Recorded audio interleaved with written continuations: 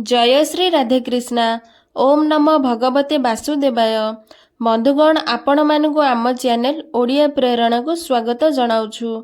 आसंतु मुख्य प्रदान करुथिबा मुख्यदा एकादशी केबे पडुछि एवं एहार शुभ मुहूर्त, पूजा विधि किपरि करिबा, पारणर समय विषय जानिबा। मार्गशीर मासर शुक्ल पक्ष एकादशी तिथि को मुख्यदा एकादशी भावे पालन करा जाए। एही एकादशी भगवान विष्णु को समर्पित। एबे आसंतु जानिबा 2025 रे एकादशी व्रत केबे रखाजिबो एवं एहार शुभ मुहूर्त।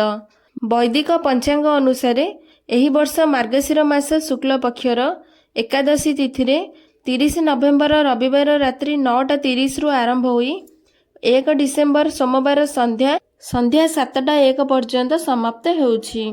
30 नवेम्बर को दशमी भावे पालन कराजिबो एवं ता परदिन 1 डिसेम्बर सोमवार दिन एकादशी व्रत पालन कराजिबो। एहार पारण समय रहिबो 2 डिसेम्बर मंगलवार दिन सकाळ 7:08 समय 10:33 पर्यंत। एही एकादशी दिन ब्रह्म मुहूर्तर समय रहिबो प्रातः 5:08 रु 6:02 पर्यंत। राहुकाल जोग रहिबो सकाळ 8:15 रु 9:33 पर्यंत।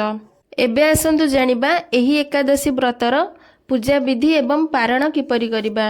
एकादशी गोटे दिन पूर्वर अर्थात दशमी दिन सूर्यास्त पूर्वर भोजन करिनेबा उचित। एहा परे निजर मन एवं इंद्रिय को नियंत्रित करी परम भगवान श्रीकृष्ण उपरे ध्यान केंद्रित करी निजको एकादशी व्रत पालन करिबा पई प्रस्तुत करिबा उचित।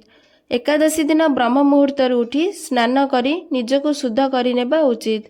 जदि पाखरे केउ पवित्र नदी अछि तेबे नदीरे स्नान करंतु, अथवा जदि पाखरे नदी नाही तेबे निजर स्नान करिबा जलरे गंगा जल मिसेई स्नान करंतु। एहा परे निज गुरु को स्मरण करी एवं भगवान को स्मरण करी ठाकुर घर को जाई घंटी बजाई भगवान को निद्रारू उठांतु।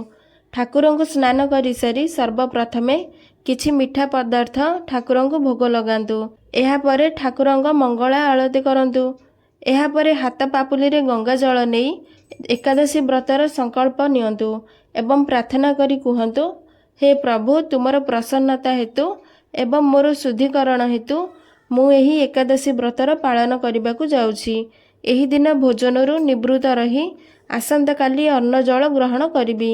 हे कमलाकांत, हे मोर प्रभु कृपा करी मते तुम शरण को निय। एहा कही हाथ धरिथिबा गंगा जल को तुलसी गछ मूले अर्पण करि दियंतु। द्वारा तुलसी माता पूजा आराधना करी तुलसी मूले दीप जलांतु। एहा परे पूरा दिन भगवान विष्णु का नाम स्मरण करी महामंत्र जप करंतु। रात्रि समय पूरा रात्रि उजागर रुहंतु। एहा परे आसंतु जानिबा एकादशी व्रतर पारण किपरि करिबा।